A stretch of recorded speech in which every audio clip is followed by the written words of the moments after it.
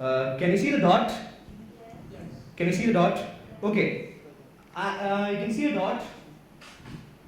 Once when you see a dot, what comes into your mind? Especially this dot.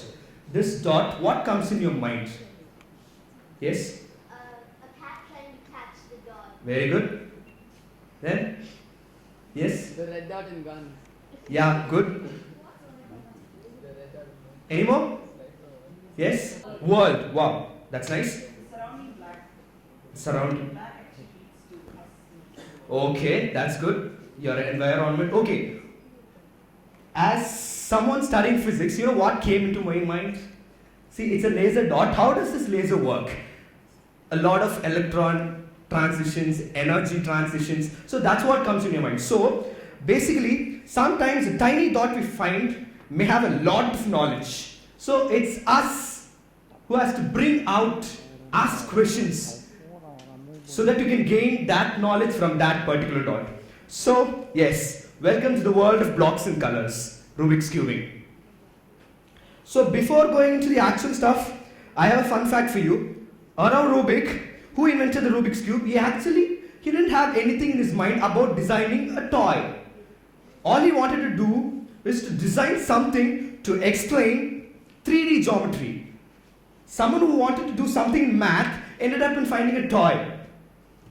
So here's the person. So every time when I start cubing, all of my friends, the same single question that I hear from them is, who's the jobless soul who sat and designed this stuff? So okay, who's the jobless soul? So he's the jobless soul. So he's Professor Erno Rubik. This his recent picture. Professor Erno Rubik. He is from Hungary, and this was the first Rubik cube ever designed. First Rubik cube. So okay, why should someone cube? Why cubing? So I have seen a lot of cubers, but when I ask them this question, why do you cube? What do you get from cubing? So all they say is fun, competitions, winning. So, but there are some reasons, something which you can gain from cubing, gain by cubing. So there are a lot of reasons. Improve spatial thinking. So the term spatial. How many of you have ever heard this term spatial? Spatial memory, yes? Okay. It's actually what you see, what's around you, and it's not just what you see, it's about how you see. The spatial arrangement, the geometry, everything. That's a spatial thinking. So it improves your spatial thinking because this a 3x3 cube, so x, y, z axis. I don't want to go inside math. I'll just come around cubing. Okay, it improves your spatial thinking. Yeah. What's the theme of your second story? The theme of your second story.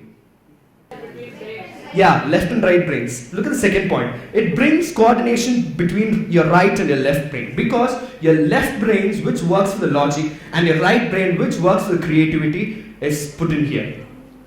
Logic and creativity together. Actually, engineering working to bring up science and math, which become a beautiful art, which is in my hand. That is a Rubik cube. And then it helps people to improve skills such as problem solving. This itself is a very big problem. So once you have solved this problem, you'll have thoughts, idea of how to follow the shortest route to a solution.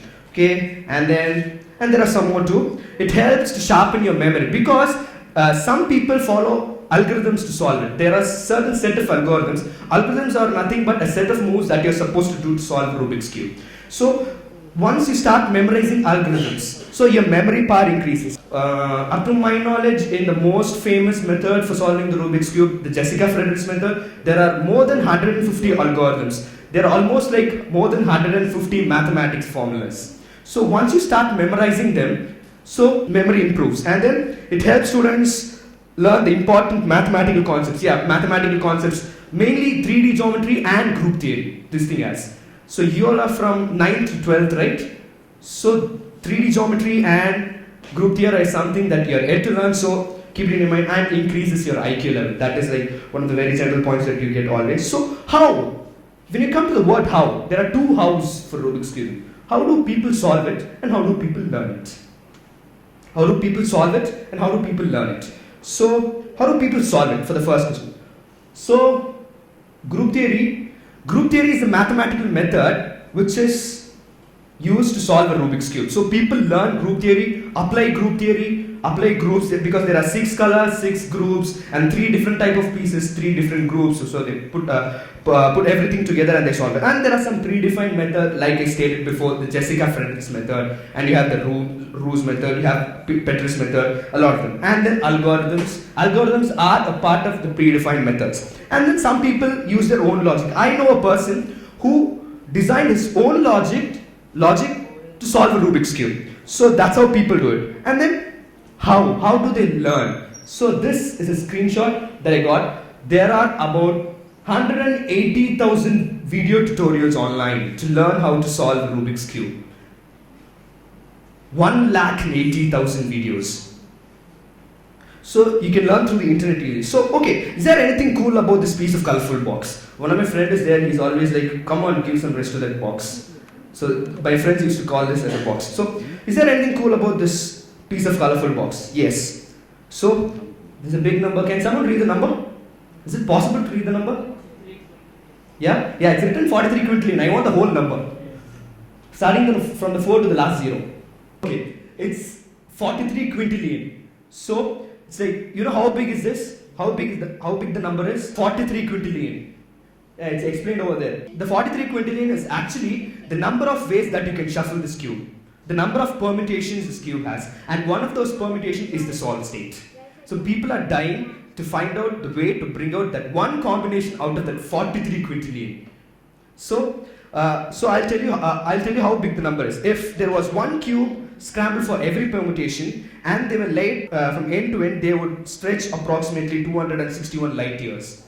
Light years. How many of you know what a light year is? Yeah, distance covered by light in 1 year. So here is Earth, and here are the other planets. Here is Pluto. And if you start putting up your cubes, they'll go all the way till here. So there are about 43 quintillion combinations. And then yes, if we want to look at all those combinations, all those 43 quintillion combinations, it will take about 1,400 trillion years to go through all the permutations. Okay? Then there is something which amused me. Every position of a Rubik's Cube can be solved in 20 moves or less. Just 20 moves.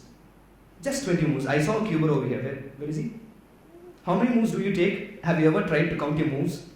60. Yeah, 60 moves. But one can solve the Rubik's Cube in 20 moves or less. This happens by group theory, mathematics. Yeah. Says 1980s. So Erno Rubik designed this cube in 1974, and then it was 1980. 1980.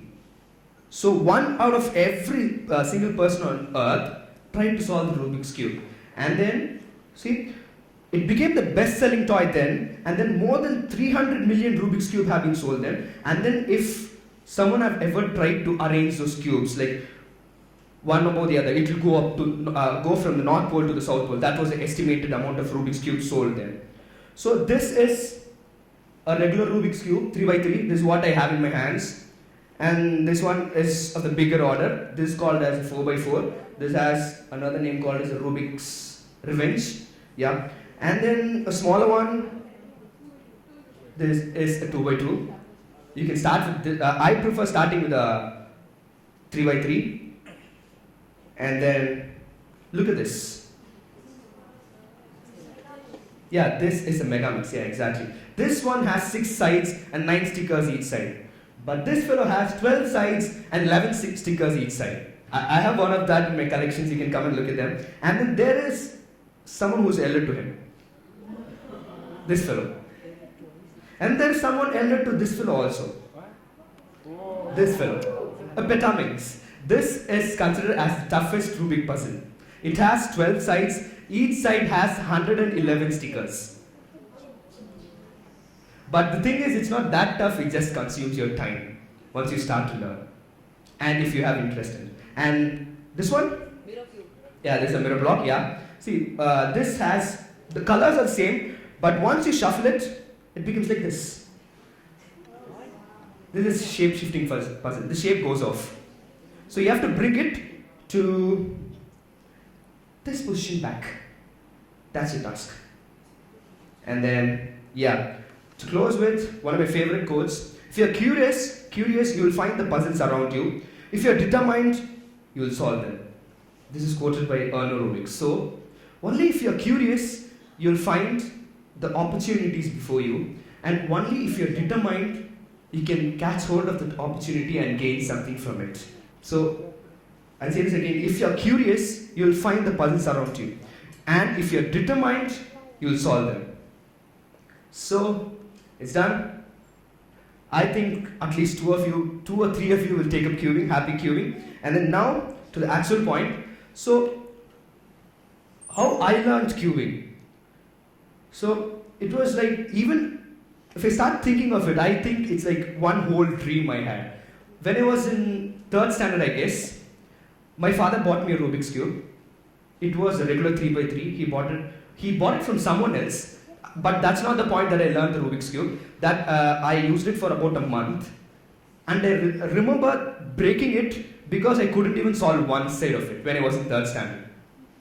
And days passed by. Another day, one of my cousin brothers, he bought me a Rubik's Cube for 25 rupees on the road. I still remember. On the road, he bought me one and he said, okay, let's try solving it.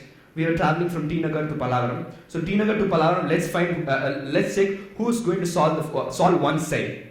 Okay, we traveled for about more than half an hour. I couldn't even solve one side.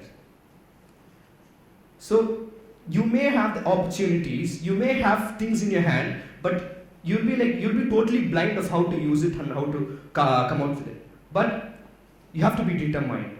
I started learning it after 3 weeks. I started downloading lessons. I didn't understand anything. I started downloading lessons. I used to download lessons and stuff, and I used to read them. And one fine day, after 3 months, it took 3 months for me. But regular cubers just take 2 days. The person who I learned it from, he learned it in 2 days. It took 3 months for me. Because there was error in that cube, I couldn't find that. That cube couldn't be solved at all. I was playing with it for 3 months. So once you have something, once you have the opportunity, find out how you can use it. From where you can get the information so that you can use your opportunity in a better way. And then, making use of this. Yeah, think about, you may have some talents. I had a talent of solving the Rubik's Cube, which I discovered before 5 years. And then, I thought of achieving something. But it was I couldn't even dream about that. What can I achieve? There are already world records made. You know what is the world record for the fastest speed cuber? 6 seconds. No, 5.55. That's a new record. 5.55. 5.55 seconds. So I thought, I'm just a 20-second cuber. How can I do it? So think. My next point is think. So be curious. You'll find the opportunity and think about it. I was thinking. So one idea came to my mind that I loved cycling and I loved cubing also. Why don't you club both of them together? Yeah, that gave me a very good idea of solving the Rubik's Cube with cycling. So that was how I came to this point. So think about everything. Think about what and all you can do. Think about what and all you have been doing. Think about what and all you have. What are the talents you have? You can club them. You can think about this from that point of view and that from this point of view. So it will give you a very good idea.